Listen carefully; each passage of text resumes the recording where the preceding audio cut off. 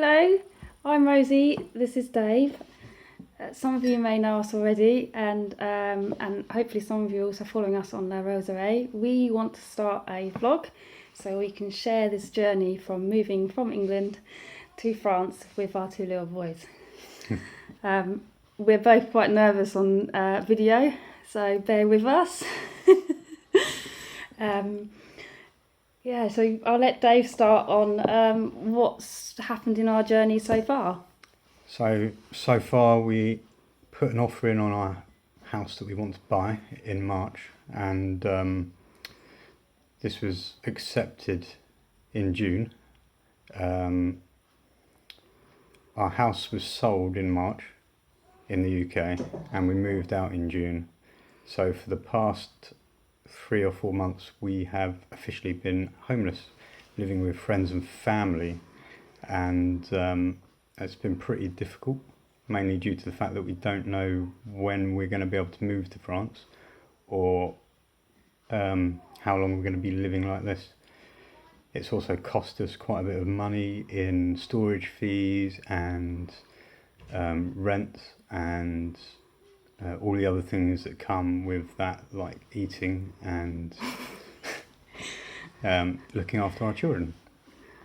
So we see the money that we've saved up trickling away slowly and not being used on La Rosie like we wanted it to. But hopefully we will be able to get going soon and get cracking on our projects.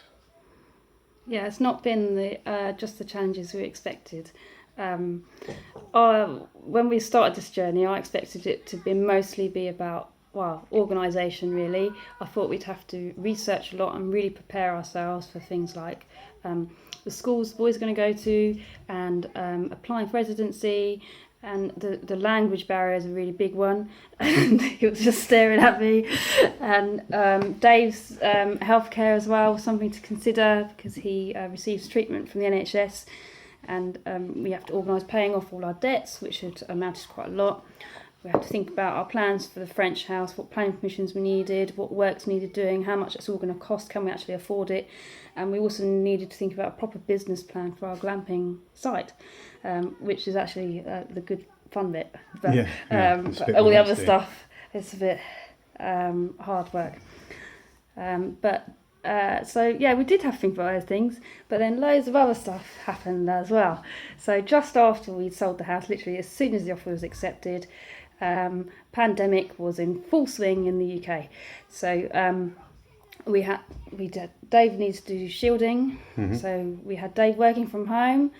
Luckily we didn't have to keep the house spotless anymore for all the viewings, so that was good. But we did need to pack everything house, yeah. But also we had to work out what we were going to keep with us, and we thought we'd keep what we needed for the next 6 weeks, which was how long we expected it to take for us to move from Upper Beeding in the UK to Fougerolles in France. But it didn't take 6 weeks, so we've been without all of our stuff for 5 months, and it's taken its toll.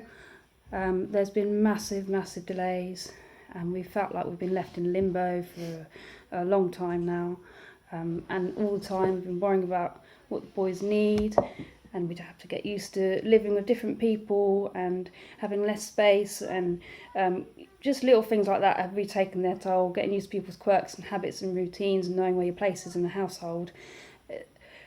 And at the same time still thinking about all the stuff that we need to do for France, and every time we get through one process or know what we need to do, then then you'd realise that actually that affects something else, and you'd have to unpick the whole web again and think about what order you can do things in, because we need residency before we can apply for healthcare.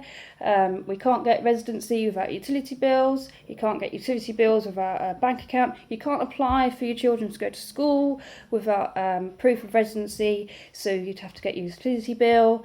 And just figuring all of that out. It's constantly in our heads, and we've still got to do our day-to-day stuff and get on with the people we're living with, and it's been a lot more and the difficulty with having all your relationships in limbo as well, because everyone's expecting us to move and then they come visit us and we can carry on. Instead, people are saying goodbye, but they're not saying goodbye, and because of the pandemic, we haven't even been able to see people, and people haven't been able to support us as much as they'd like to. Well, no, because we didn't have any help with moving, and just it's been a lot more stressful than we were expecting. And we were expecting it to be stressful because we were going to another country where we barely speak the language. So this is a massive, massive deal. So there's been a bit of overwhelm, lots of frustration and uncertainty. Yeah, we've been those awkward people at a party that say they're leaving and then stand in the corner waiting to get their coats for about 4 hours. yeah, it's been fun. But out of that, there has been some really good things. I've learnt to be a lot more flexible. I didn't realise I was inflexible, but I am, and I'm learning to be real flexible. I think one of the biggest things is we've learnt how to accept help and support. We're both quite used to, if we want to get something done, we'll just get on and do it. But we've had to ask family to help us and look after us, and not charge us the earth to help out with the bills and things, and we've had to face the inevitability of making mistakes, that that some things are out of our control, and even if they were in our control, we might miss it, and that's actually okay, because there's so much to think about. We can't expect to remember it all. No. And I think our patience has grown quite a bit. We've been really impatient, actually, and really super frustrated, but I don't think we'll ever have to wait like this again for anything, so I'd be surprised if we have a problem with impatience again. and one of the best things, I think, for me so far has been realising what it takes to achieve your dreams. And I feel really like there's a massive amount of admiration, inspiration I have for people that really do go for it, because it's not just practical, it's a complete emotional overhaul. To give up comfort and stability, and sometimes people give up society's acceptance to go after what they know in their heart they really should be doing. And I'm pleased to be one of those people. Yeah, me too. Yeah, we thought we'd take the opportunity, thought it would be a little bit of fun if we asked each other a few questions which we might not have had the opportunity to hear our answers, so you might get to know us a bit better. What did you wanted to ask me something? Yeah, so I'm going to ask you a few questions.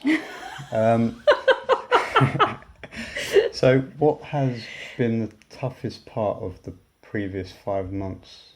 The last 5 months? The last 5 months while we've been looking at moving to France. Probably managing my emotions. Right. I would say that. Yeah, it's been so much more intense, and it's helped me deal with things in a different way, and realise just how much I've been relying on other people to pick me up, and I really need to learn to do it myself.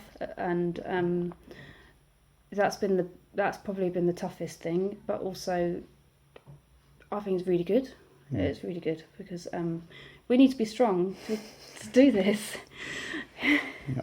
Yeah. Do you want me to give you a question? Yeah, go for it. Yeah. It's a nice one. How do you imagine family life to be once we're settled? As in, what do you think will be different, like especially between you and our boys? Because you were working a lot before, and you didn't have the time, and we didn't really have the money to do the things that you'd like to do. Okay, well, I think I'm going to have a lot more space and freedom to be interacting with the boys on a daily basis, and to be able to teach them things, especially when I'm doing things around the house. I'll be able to be doing it with them. They would love that. They would love that. Yeah. And I'd also be able to learn from them, because I know they've got a few quirky ways of doing things. So that'll be quite quite good fun to do that. Is that really what you imagine? Yeah. It's your turn. Okay. So, what is the first thing you want to do when we get into our new house? Oh. See, I haven't thought about the first thing I want to do. I thought about the first thing We're going to we'll have to need to do. Yeah. And I was thinking, cooker, Yeah, heating. cooker. Make sure First thing I want to electricity's do. safe. The first thing I want to do involves quite a lot of factors that are not in my control. I would love to set up a table in our field and have a lovely dinner in the when the sun's setting, and we can just enjoy. I would really enjoy, just be in the middle of a field, eating a nice dinner. Sounds good. Yeah. Yeah. And my next one's not as nice. Okay. Hit me. When do you think we'll have an income? Because our plans are to set up in spring, but I mean, like, what do you think we're really?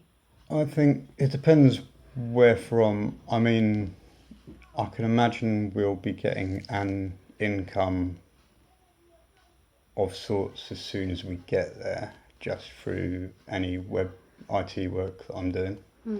But from the glamping, I think as long as we can hit the ground running when we get there, there shouldn't be any reason we shouldn't be getting an income from the spring. But we can't put anything up until we've got planning permission, and that might take months. So No, you don't think it'll take that long? I don't think it'll take that long. Okay. We just need a declaration. We can get the ball rolling. We need planning for the bathrooms. We need planning for the bathrooms, but we can still get the ball rolling. Yep. Okay. Your turn. Okay. So, what made you fall in love with the area that we're moving to? Oh, you know the answer to this one. I know, but I want to hear it again. I wouldn't be able to say it in a rational way. I remember the first time that we went to see properties in January, and when we had a really long journey and we were really late, and we were getting quite stressed because the person we were renting a sheet off, they were staying up till past midnight to let us in, and it just felt really rude, and we didn't really know our ways, so we were just relying on sat nav, and we were just getting a bit stressed and in a bit of a rush, and then suddenly there was this moment when we just suddenly noticed how quiet everything was, and everything felt peaceful, and it felt like the air from the surrounding countryside had just got into the car and was relaxing us, and I just forgot all of our worries. And that was when we crossed into Indra. At the time, the properties we were viewing weren't in Indra, but that's when I first felt really good in France. So it was from then. And then when we went to see the houses, the first house we saw we loved, and it all looked exactly like what we wanted. It ticked all of our boxes. And I was really excited before we got there. But when we went in the gate, all my feelings left me and I felt a bit numb, and it was all just going through the motions, really. And I'm going, yeah, that looks good, this is what we wanted. And I was saying all the right things, but the feeling wasn't there. And I thought, afterwards, I just thought maybe I was just overexcited. But then it didn't happen, and we couldn't get an offer in time. And we started seeing some more in early March. And then when we saw this house, this lovely feeling happened again. The same that happened when we first went to Indra, and it just felt like we'd come home. It just felt like we'd come home, and I knew that was the house for us. And it didn't matter what needed doing. That's how I knew, because it didn't matter what needed doing, or if it was possible, or anything. I just knew that was our new home, and I didn't want to leave. And when we were walking round, Dave had been quite down because all the other houses that we'd seen in that day before they just didn't quite fit the bill, and we'd already had an offer on our house, so we were feeling the pressure a little bit, and we were thinking, oh no, what if this is a wasted trip? And we didn't know if we could even afford to do more trips, so we were getting a bit stressed about that. But as we were walking around the house that we're now buying, Dave's smile was getting bigger and bigger and bigger, and I just stood in the garden watching him walking around the house, and I was like, yes, this is it, this is it. And then there was little things like there's roses growing up the outside of the house, and if anyone knows me, I have an affinity with roses, and I just thought that just was a little sign to me. And then the other house, which we thought would be perfect, and everything about it seemed perfect, that we were seeing that afterwards. And then when we got into the car, we phoned up to say, could we see him a bit earlier, because we finished the viewing quicker than we thought, and we thought we might as well go home the same day. And it had been cancelled because someone had put an offer on it. And to me, that felt like another confirmation. No, you found the house. This is it. Go for it. And so that's how I knew. Okay, good. And that's what I love. That's how I knew that I loved it. But nothing. I wouldn't be able to say anything practical or tangible. Yeah, because we hardly know the community at all. We've been reaching out since, but there wasn't. Yes, it's completely in here and trusting that feeling. I kind of knew that was the right area. When we first went in January and drove through Le Châtre, and we had to pull over and get out of the car because it was so beautiful. Yeah, all the pretty Christmas lights. And Le Le Châtre is not even considered a pretty town, but that's our closest town now. For the new house, and we just really happy, weren't we? And we were really late, and but we're already late. We could spare 5 minutes to just stop and take in this beautiful, peaceful town with their beautiful lights strung up everywhere. Something like 11:45 p.m. and we're just the only two idiots walking around the shack. Yeah. Is it my turn? Yeah, it's your turn. Oh, yeah. Well, this is a good follow-up. Do you think we'll regret this? I already am. No. It may not work, but I don't think I'll ever regret not trying. Yeah, trying. If what's the worst that could happen? Really, the worst thing that could happen is that we try and do something special with our lives and don't quite make it. But at least we're doing something special. It's your turn. Oh, it's my turn. Okay. So what was it that made you want to move to France and change our lives in this way? I wasn't actually fussy about where we went. But it's our lifestyle, really. All the things that got us down were things out of our control. Like just the fact that we're in set roles. I'm at home doing home education and looking after the house, and you're at work earning the money, and there wasn't any flexibility in it. The life in this country is very busy, especially since I started home educating. I noticed that there's no room to just go with the flow of life, like at any time of the day. It's just too busy. You can't just pop into your friends. There's a few that you can, but mostly they're very busy as well, and they've got things to do after the kids come home from school, and they don't need someone under their feet all the time. And I just all the things that make us happy were really difficult to fit in, and it just felt ridiculous. And I thought there must be a better way, and fingers crossed there is for us. I'd say it's lifestyle mostly, and the fact that I realised that it's making us both really unhappy. The thing holding me back really was the boys, because they're so settled and they have so many good friends, and they're a really good lifestyle in the UK, and it's going to be a shock for them. But ultimately, if you don't have happy parents, what's the point? So that is how I've justified doing this to them in my head. I would say lifestyle and the fact that there's not a lot of freedom in our lives, even if we create it. Yeah. Say the same thing to you, but I think yours is similar, but probably more money orientated. Yeah, I'd agree with that. I mean, yeah, it seems a bit of a shame that we have to work so hard in the UK, so many hours to earn enough money to have a lifestyle that we don't get to see each other as much as we'd like to. And I don't get to see the boys as much as I'd like to. And we didn't really go into this life together to be apart. Yeah, we all spent, our lives were just not together, and the whole point that we chose to be together is so we could do things together. Yeah, not everything. Well, no. Yeah, that's something we've had to get used to as well, actually being together all the time. Yes, it's strange. It's not that strange. And I just got a follow-up question from yours, Okay. which was, do you still remember why we're doing this? I think you've already answered that. Yeah, I remember why we're doing this. Yeah, I'm really looking forward to actually having energy and time to create something to share with people.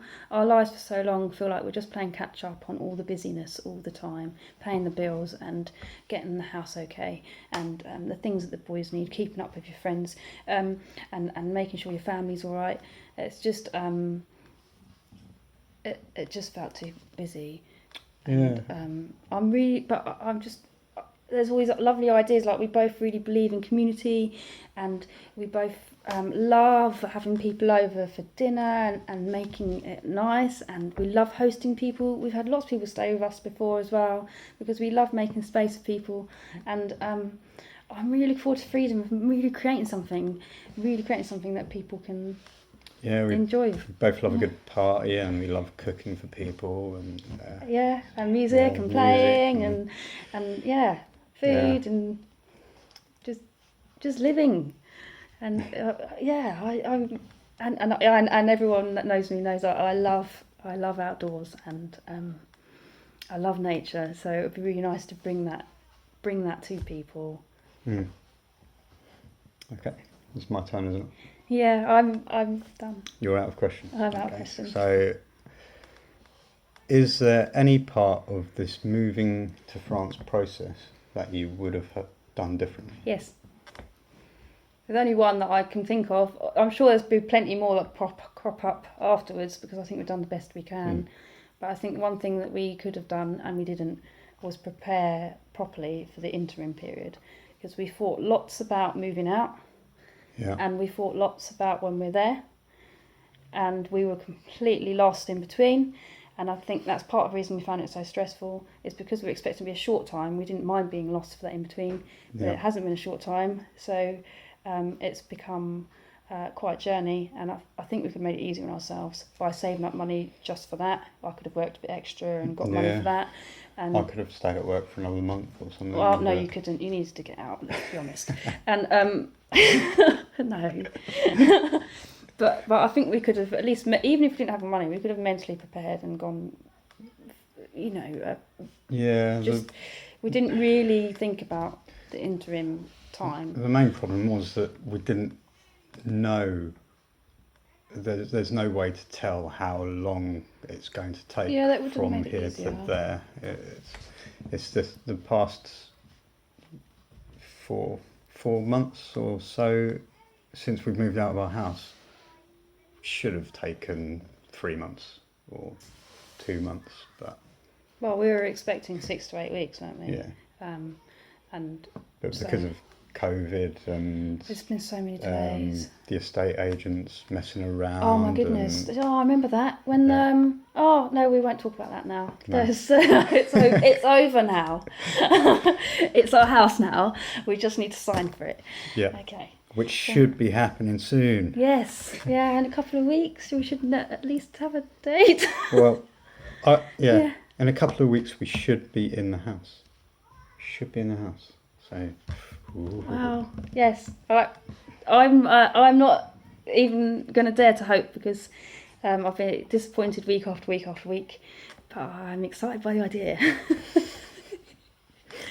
Okay. Hope you've enjoyed hearing from us. And any questions or any interaction would be gratefully received. That is something we've really appreciated on this journey. It's just how much support we've had. And I've not really received it like this before in my life. And I don't think you have either. But I think that's the difference when you really go after something that's important to you.